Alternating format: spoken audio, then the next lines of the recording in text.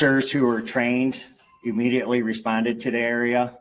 One was a DNR officer, and then one was a Blanc Township officer, where they met the suspect and they engaged in gunfire with that particular individual, neutralizing that suspect. And that suspect is no longer with us. As I said, it is a 40-year-old male from Burton. During all this incident as well, there was a fire that occurred, and we believe that was deliberately set by the suspect.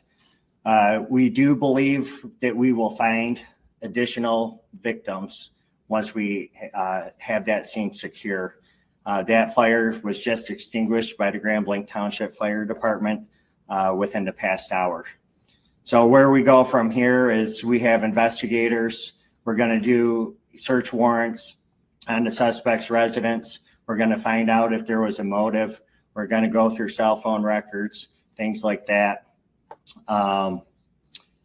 We had the FBI, they're devoting 100 agents to this area because, as you can imagine, there's a lot of witnesses that were within the church, and that is a lot of witness information, statements that we have to obtain. So I'd like to thank all the agencies who responded, the City of Grand Blanc, Genesee County, Oakland County Sheriff's Office, Flint Township Police Department, the DNR, the State Police, and the ATF. I will provide additional information for you at 5 p.m., but I am willing to take any questions that you have that I could possibly answer right now. Chief, can you talk about the progress of events? Did the suspect set the fire, they get back inside of his vehicle and then ran the front door, or did it all happen at the same time? So from what I understand, and again, this is just a preliminary investigation right now, from what I have been briefed on, is that he rammed the vehicle through the front door, exited, then started firing shots. We are still trying to determine exactly when and where that fire ended up coming from and how it got started. So we believe it was deliberately set, though, by the suspect. Were they in an active service when this happened? Yes, the service was active. There was hundreds of people within the church. Are you sure it's only one suspect at this point, or is it possible other people helped set in the fire? Yes, it is one suspect that we know of at this point. We do not believe that there's a threat to the public. We believe that we have the guy who did this. Sir. Could you comment at all on the severity of the injuries? We have a couple in critical condition. Like I said, one is deceased. The rest of them are in stable condition. A couple, maybe three or two, I'm sorry. One deceased. The suspect is deceased as well. And then multiple victims are in critical condition.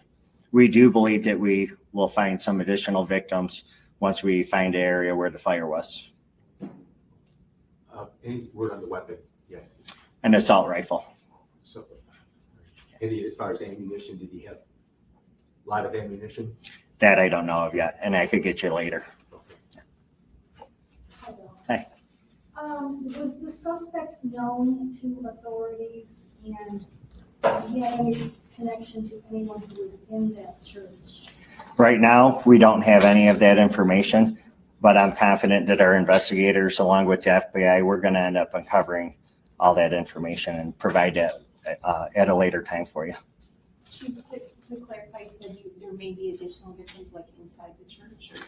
Yes, where the fire was. So, and the reason why we can't confirm that just yet is because it was a large fire, and we do believe that there was people up there that were near that fire and they were unable to get out of the church. So we do believe that we will find additional victims once we're able to search that, once there's no signs of a fire reigniting.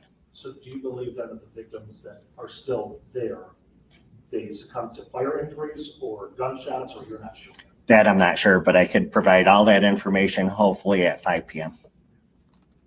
The shots were fired. Shots were fired, Sorry, yes. And he had no idea how many though at this point. No idea how many at this time. Yeah. Can you Sure. describe it? The church, is there like a worship area and then a gathering space or something like that? That I have not been in, so I can't tell you the layout. Chief, can you kind of describe the process of how things change for tactical response when there's an active fire. Every training I've seen, it's always been a building that has not been on fire. So how do you then deal with an active shooter when you have that situation happening as well? Well, we are here at Blanc Township, and there's a lot of agencies within the state of Michigan. We are specifically trained to go right to the threat in an active shooter situation.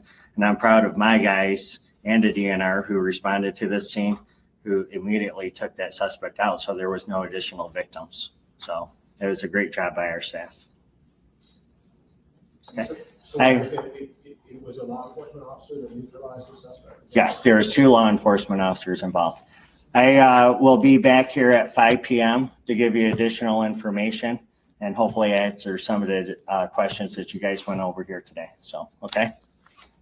Supervisor Bennett.